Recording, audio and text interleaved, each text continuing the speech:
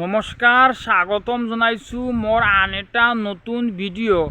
আজি আপোনালোকক মই অসমৰ এনেকুৱা এটা হস্পিটেলত লৈ যাম।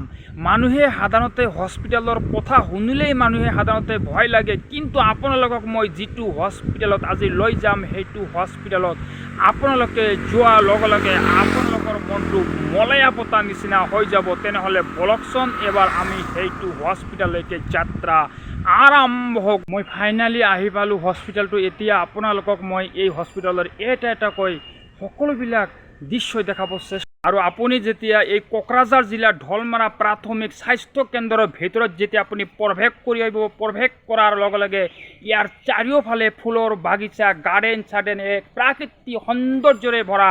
এবাৰ আপোনালোকক দেখাই দিছোঁ, প্লিজ আপোনালোকে এবাৰ চাই লওক।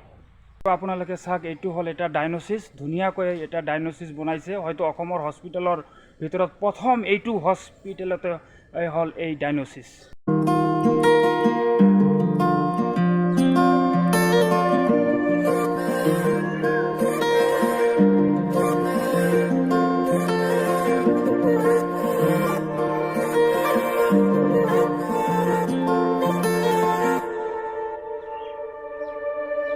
হঠাতে এটি উন্মাদনা মোৰ ইয়াতে, এটি সম্ভাৱনা কথাতে কয় মন বাগৰা, উলাহত মই আপোন পাহৰা।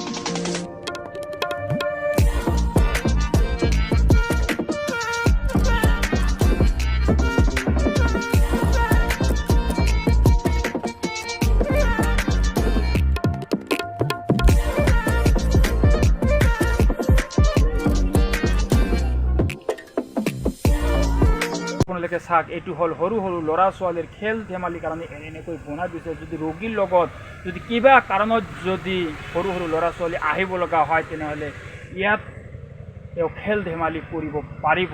তাৰ কাৰণে আপোনালোকক এবাৰ মই দেখাই দিলোঁ আপোনালোকে। আৰু আপুনি যদি ৰোগীৰ লগত আহি যদি আপুনি ভাগৰি যায়, তেনেহ'লে ইয়াত আহি বহাৰ লগে লগে যেতিয়া আপুনি এই ফুলৰ বাগিচাখন যেতিয়া আপুনি এবাৰ সৌন্দৰ্য আপুনি যেতিয়া উপভোগ কৰিব, তেতিয়া আপোনাৰ মনটোই পৰিৱৰ্তন হৈ যাব। আৰু এনেকৈ ঠায়ে ঠায়ে বহাৰ কাৰণে এনেকৈ বনাই দিছে, আৰু তাৰ কাৰণে আপোনালোকক এবাৰ দেখাই দিলোঁ। আৰু ঢলমাৰা প্ৰাথমিক স্বাস্থ্য কেন্দ্ৰ আমাৰ তৰফৰ ফালৰ পৰা হস্পিটেল কৰ্তৃপক্ষক আমি আন্তৰিক শুভেচ্ছা আমি জ্ঞাপন কৰিছোঁ। আৰু অসমৰ প্ৰতিটো হস্পিটালে এনেকুৱা হ'ব লাগে তাৰ কাৰণে এইটো ভিডিঅ' আপোনালোকে ধাৰাবাহিকভাৱে আপোনালোকে শ্বেয়াৰ কৰক যাতে এইটো ভিডিঅ' সকলোৰে দৃষ্টিগোচৰ হৈ অসমৰ প্ৰতিটো হস্পিটালৰ সন্মুখত যাতে ফুলৰ বাগিচা হৈ যায় আৰু আজিৰ ভিডিঅ'টো এনেকৈ সামৰি মাৰিলোঁ প্লিজ এটা লাইক কৰিব শ্বেয়াৰ কৰিব ছাবস্ক্ৰাইব কৰিব লগতে কাষত থকা বেলটো দবাই দিব জয় আই অসম।